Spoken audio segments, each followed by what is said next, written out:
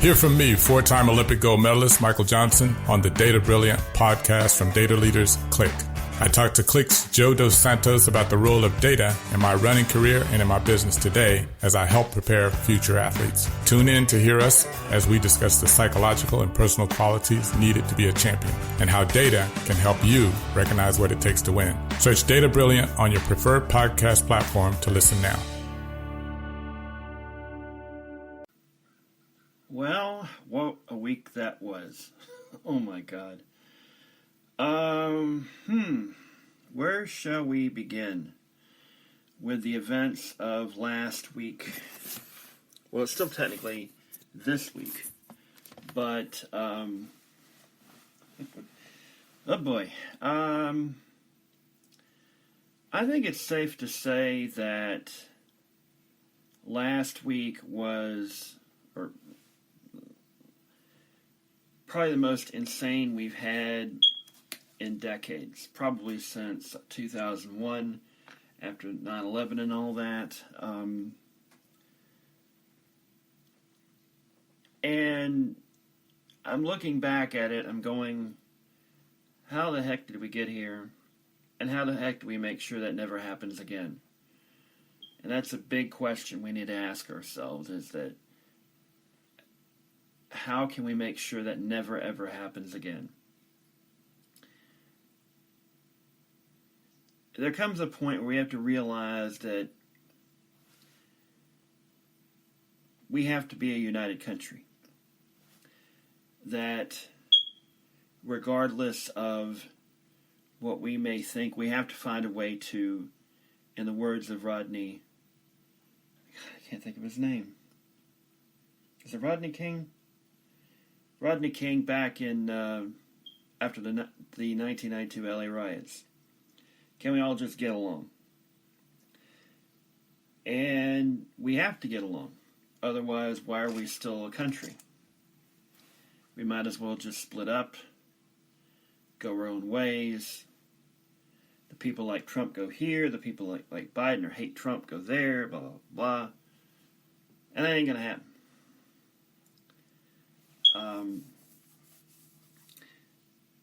In my humble opinion, we have to realize that at the end of the day, Trump is only one person. And he ain't as great as you think he is. And that part of the reason why we saw what we saw wasn't just because of Trump, it's because of people that seem to want to hold on to this idea that their idea of America is the only idea of America. That they are the only ones that can say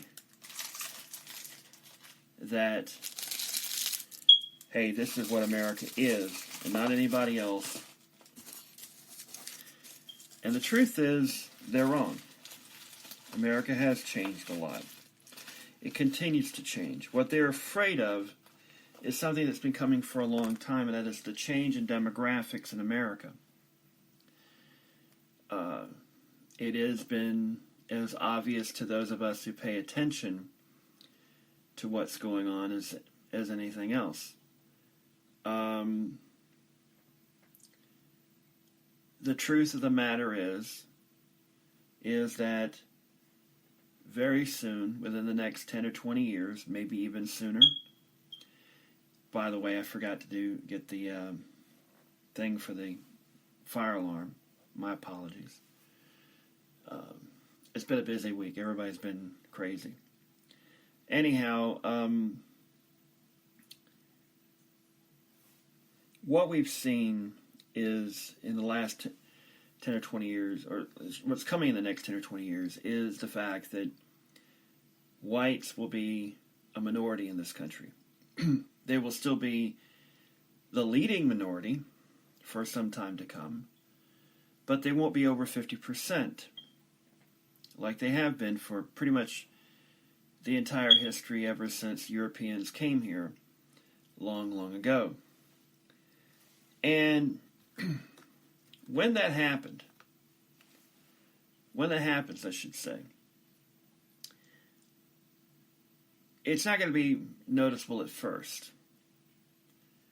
it's going to be one of those things that it'll take probably 10 or 20 more years to really filter down completely to where that change is quite noticeable. But there are people in high places on the right wing, the conservative side of things, that see this coming.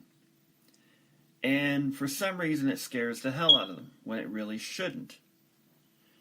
But being in power and seeing that you might lose that power is a very sobering thing. This is not necessarily the first time this has happened in human history.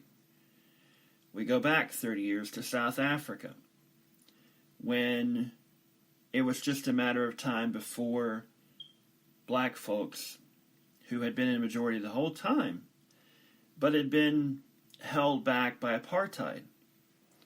And when the time came, the world basically said, you can't do this anymore, or we're going to completely shut you out completely, which they pretty much had at that point. The realization hit, and they had to basically get rid of apartheid. And overnight, things changed. But that was because blacks had always been in numerical majority there. And the only reason whites had been in power was because they had the guns, they had the will to use them, and they had pretty much kept things down. But situations like that never work out in the long run. You look at what's going on in Israel and Palestine. Right now you have Israelis who are trying their best to hold back the Palestinians because they want to keep that land for themselves, which not too long ago, say 70, 80 years ago, was actually not theirs. It was the Palestinians' land. Because if you look through the history, you'll see that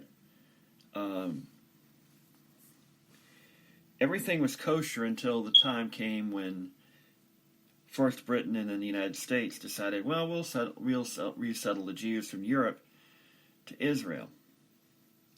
And that may have seemed like a good thing at the time, but two things really changed the Middle East to where it became what it is today. Israel and oil. Every major conflict we've had in my lifetime involving the Middle East has been those two things. Israel and oil. The hostage crisis of now over 40 years ago was because of oil. And directly because of oil. 30 years ago, the first Gulf War was because of oil indirectly. We wanted to free Kuwait from the oppression of Iraq, but let's not kid ourselves. It was about access to oil. And anything we've done in Lebanon or Syria or Egypt has had to deal with Israel for the most part.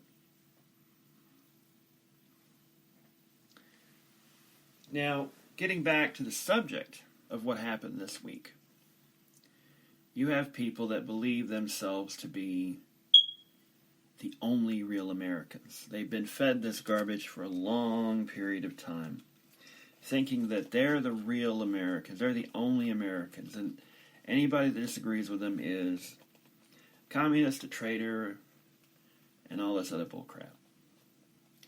When in fact, history has shown that that is not the case. It is the result of over 40 years of a movement to get away from the old way of doing politics, which is, you have this fierce debate during election season. You play to your constituents, but in reality, you've got people that will get things done, and you get deals done, and you show, and come election time, you go back to the populace, say, hey, this is what we did, blah, blah, blah, blah, blah. Somewhere along the line, some Republicans thought it was a good idea that they should basically try and stagnate government, stagnate Washington. And they've made an enemy of Washington. Now, I'm not saying that Washington's always been good or anything like that, but up until roughly 1978, 1980, government was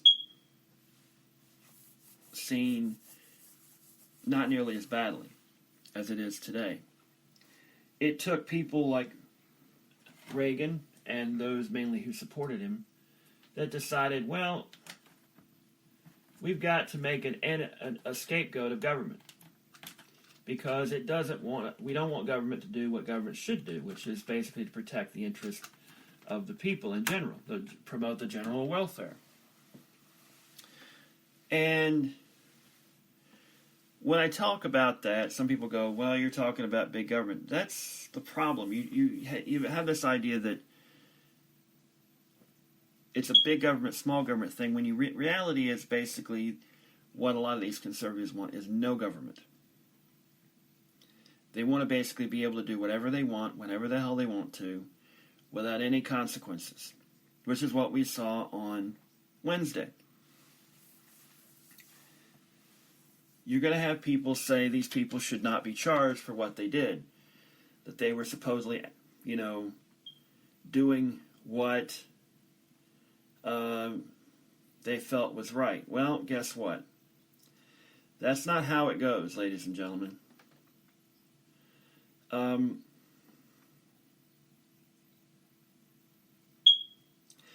The way it goes is like this. These people forcibly invaded a place where they had no right to have access to, and they should be charged as such. We all want to make believe that this is somehow some fantasy, that these people were freedom fighters, when in fact they were not. They were people that wanted to basically promote their idea of freedom, which is basically rich white people can do whatever the hell they want to. Poor white people can think they can do whatever they want to, except they've got to be subservient to their bosses, and blacks and browns and Chinese, Asians, and whatnot have to be way down the pecking order. In this country, we love to scapegoat. We sometimes forget why we scapegoat people. That's why you saw the campaign almost 5 years ago now, where Donald Trump basically scapegoated Muslims and Mexicans because it seemed convenient. Sorry, I had a hanging nail there. I had to get rid of it. It's annoying me. To me, anytime you scapegoat somebody, it almost very inevitably proves to be wrong, and proves that, in fact, the people that are doing the scapegoating are the big problem themselves. And I think in the long run, scapegoating provides more problems than it actually solves anything. I mean, look what happened in Germany. The Jews were the scapegoats, and what happened? You saw the rise of Hitler, and a country pretty much destroyed, as well as most of Central Europe.